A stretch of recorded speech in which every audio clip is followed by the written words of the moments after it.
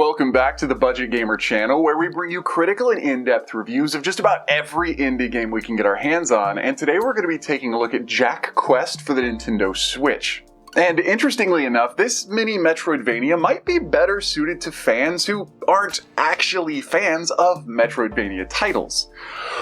But how can this be? Well,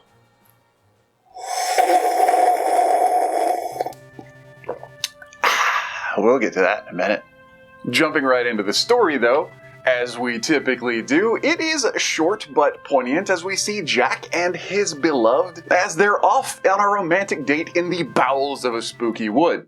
And suddenly, right as love is about to be confessed in the blossom of youth, Jack's little girlfriend is snatched away by a giant zombie-like hand and pulled into the cavernous depths of the dungeon that is soon to be your gaming home for the next 3 to 4 hours. And this is pretty much where the gameplay starts. Interestingly though, you don't actually start off with your sword, but you do start off with one of probably the most OP power-ups that can be found in a platformer, the wall jump. But within about 20 seconds, you mysteriously find a magical speaking sword, so regardless of the minor technicality, you pretty much do start the game with a weapon. And pretty much like any stereotypical platforming title, you'll have to navigate through this dungeon, jumping from, go figure, platform to platform, and slay random mobs on your way. JackQuest definitely doesn't have a linear progression as far as a left to right screen movement. It's not a side-scroller. But like most Metroidvania titles, it does actually have a fairly scripted progression using locked areas and corridors to force you into finding bosses and power-ups in order to unlock gates to move further into the map. And while locked gates that can be opened by defeating enemies or flipping toggle switches do block off portions of the map, so does Jack's initial lack of skills. And it'll only be finding things like the sacred double jump or even the ability to breathe water that will allow you to fully explore the map and eventually finish the game's campaign. But there is one other skill that you do start the game with that will be imperative to your success, and that is Jack's spinning charge move.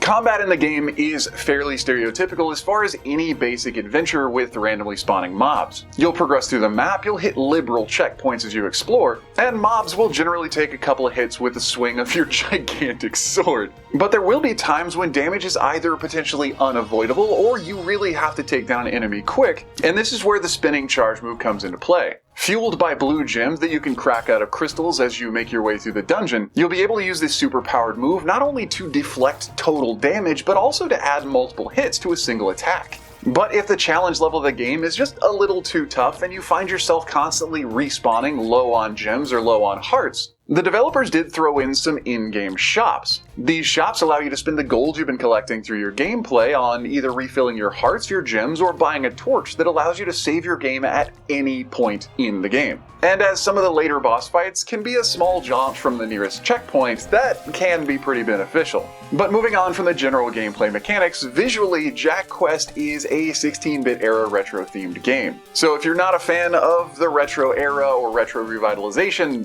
sorry. But if you are, it doesn't take more than a glance to realize how well these graphics were put together. The movements, the animations, and the character sprites themselves are just really well done. The soundtrack as well, even though it's not super diverse, is perfectly suited for the game and never really feels repetitious. But now it's time to talk about some of the game's critiques. JackQuest, in my own personal opinion, is a pretty decent platformer. But with the broad and fairly rigid expectations on the Metroidvania genre itself, real fans of the genre might find issues with the game that the average gamer wouldn't even consider to be negatives. And first and foremost is probably the diversity of enemies. There are a couple of boss fights in the game, and those are unique and all their own. But as you navigate through the maze-like dungeon, you'll encounter a couple of different slimes, a variation on a spider, a skeleton, and a couple of fish-like creatures, and that's pretty much about it for the entire length of the game. And so if you are a player that expects the entire game to develop and advance as you unlock more skills and make it further into the map, you might see the lack of enemy diversity as something that's not actually representative of a true Metroidvania title.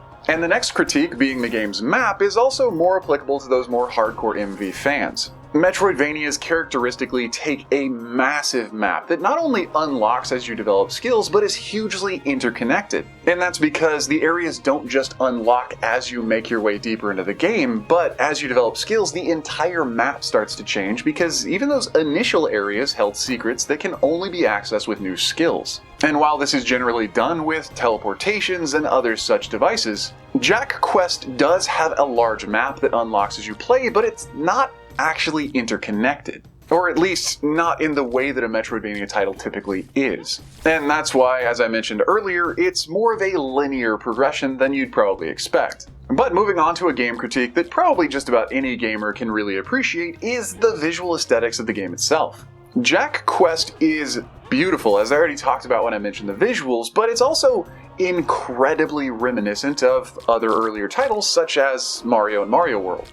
We have gaming traps such as the spinning fire wheels, slowly rotating balls of spikes, as well as quickly descending blocks that are reminiscent of thwomps. And it's all of these things combined together that give the game a very distinct Mario-esque feel. And in that sense, because JackQuest is a bit more of a platformer than a Metroidvania, the visual aesthetics as well just kind of help to reinforce that. But taking a step back and looking at JackQuest for what it is as a total package with its successes and shortcomings, it is still a really fun game.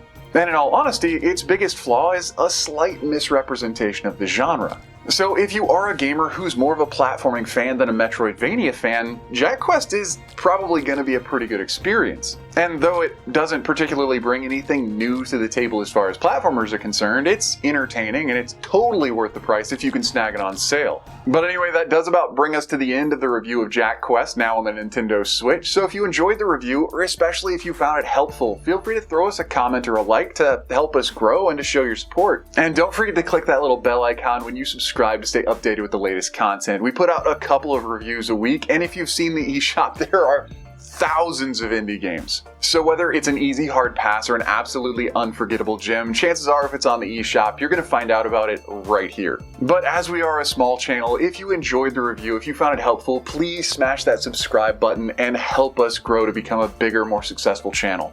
But anyway, this has been The Budget Gamer, so as always, thanks for watching.